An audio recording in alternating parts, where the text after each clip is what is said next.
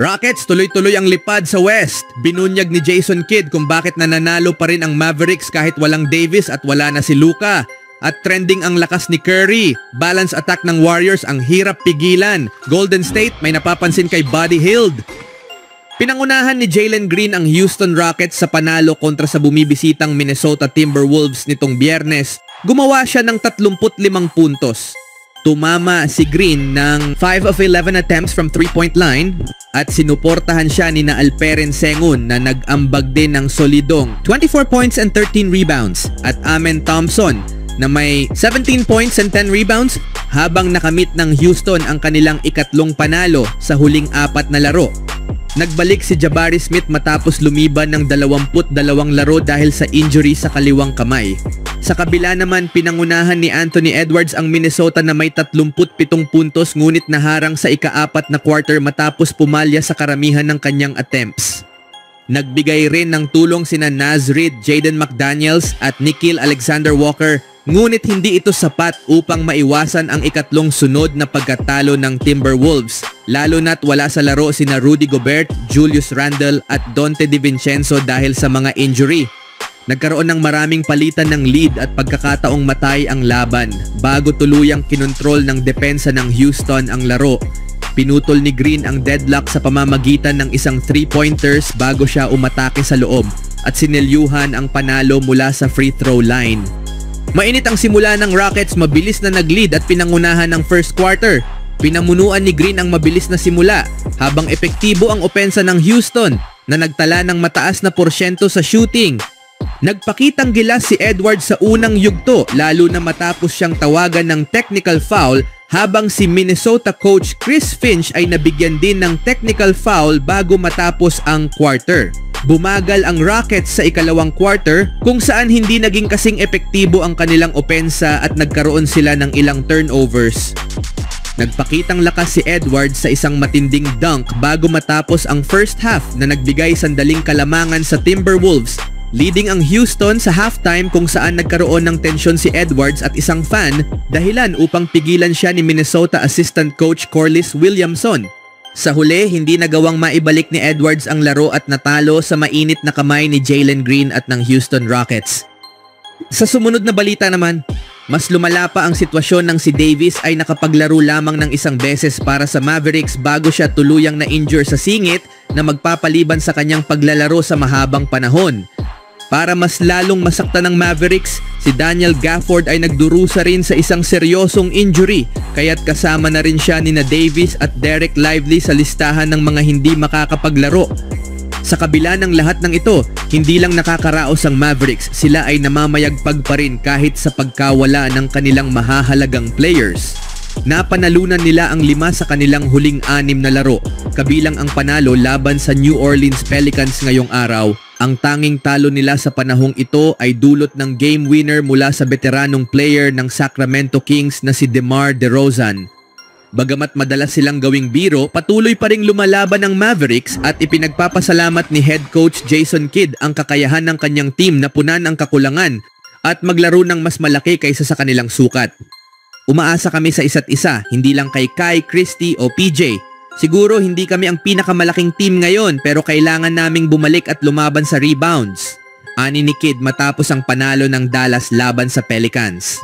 Sa katunayan, ang isang mahusay na pinamumunuang team ay hindi sumusuko sa harap ng pagsubok. Maaring maraming fans ang hindi sang-ayon sa desisyon nilang pakawalan si Doncic. Ngunit pinapakita nila na marami pa silang ibubuga. Isang bagay na tiyak na ikinagagalak ni Kidd sa gitna ng matinding injury crisis ng kanyang team. Matapos ang trade kay Luka Doncic, marami ang nag-aalala na babagsak ang Mavericks lalo na dahil sa emosyonal na epekto ng naturang hakbang. Natalo sila ng 43 puntos laban sa Cleveland Cavaliers at sinundan ito ng isang nakababahalang pagkatalo laban sa Philadelphia Sixers. Ngunit mula noon, natagpuan nila ang kanilang ikalawang ritmo. Bagamat sina Kyrie Irving, Max Christie at PJ Washington ang nakakakuha ng pansin dahil sa kanilang magandang laro, ang pinakakahanga-hanga ay ang kakayahan ng Mavericks na makipagsabayan sa paint battle kontra sa Pelicans.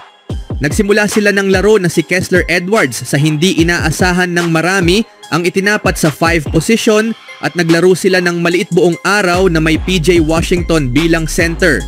Sa kabila nito, napanatili nila ang kanilang kalamangan at nanaig pa rin sa kabila ng malakas na laro ni Zion Williamson sa kabilang panig.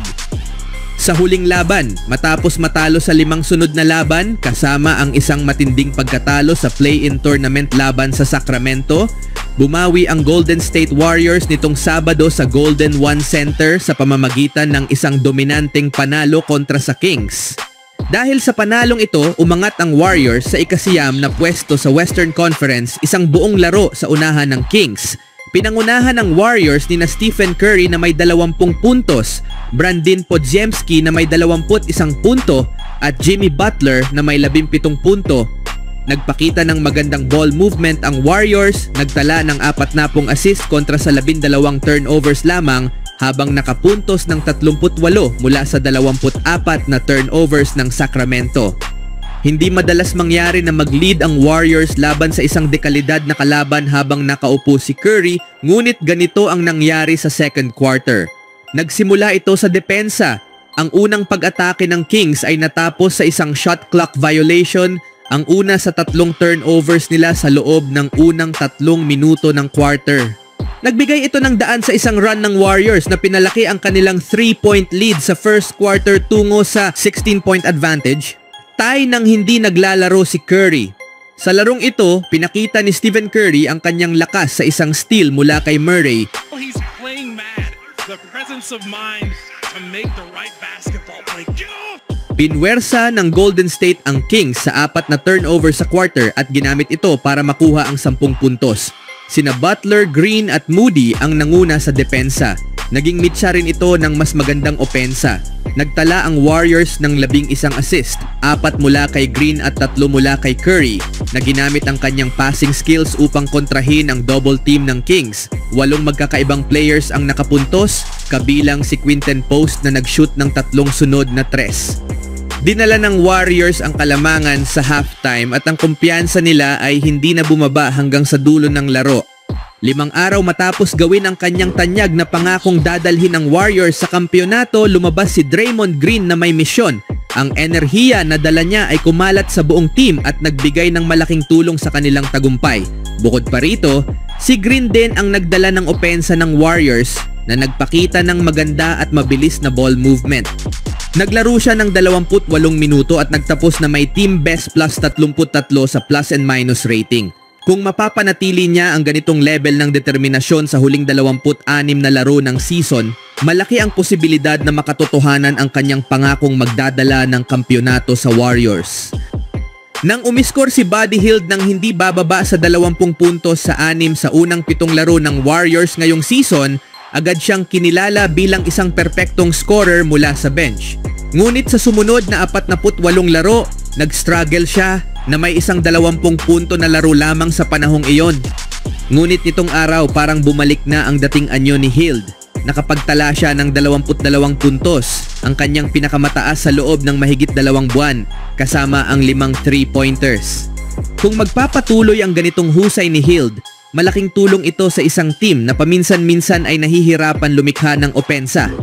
At tulad ng iba pang miyembro ng team, malinaw na malaki ang benepisyo ng presensya ni Jimmy Butler para sa kanya.